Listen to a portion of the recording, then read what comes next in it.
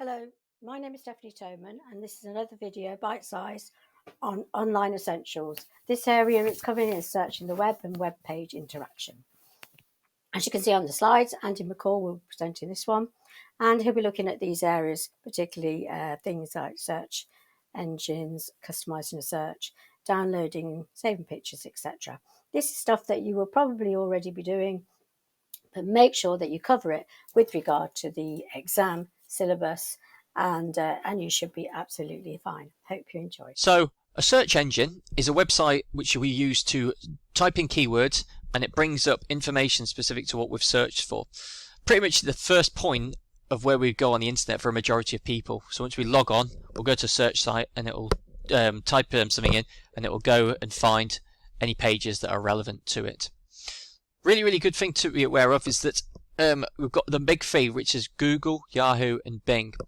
Estimated about 1.6 billion visitors normally on Google a month, and then Yahoo and Bing range between about 400 million, I should say, and 300 million. So you can tell in terms of the volume of people who use the internet how many are on there.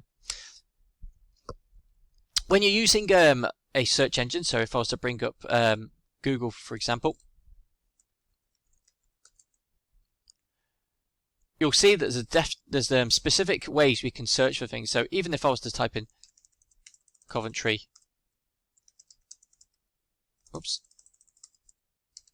University, and I'd search, it'd bring up a list, but it obviously will include university too.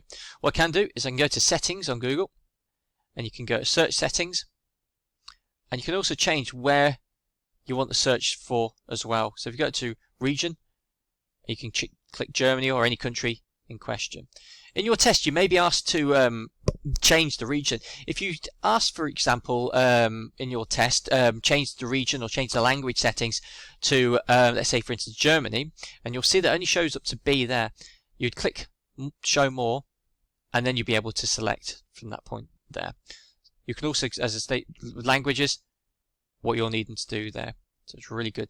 If you click Tools. Click Tools there. You can also specify any country or just in the UK, when it was posted, and in terms of results too. So just looking at other options, because in your test you may be asked to click one of them or go to your settings and alter what's needed.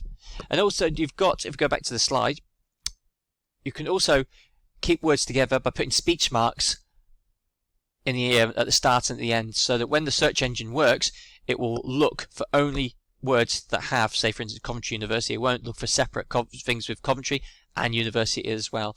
And also you can refine with an add or a minus in between. So for instance, New York, if you were to put a minus, it would just bring up new, would bring up York instead.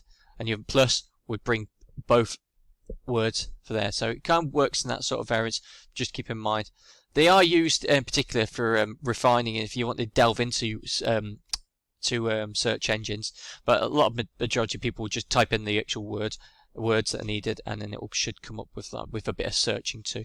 But in terms of your test, really important to remember your location, your language, date, and you can also specify the media as well. So you've got images, video. Good tool, and which may come up in your test as well, is page interaction. So on Internet Explorer you can download files, save documents, pictures, videos.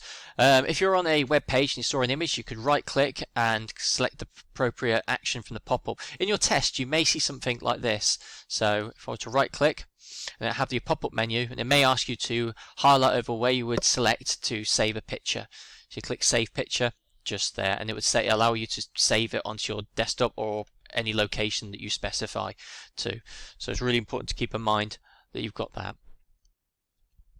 There's also online forms. Go down to here.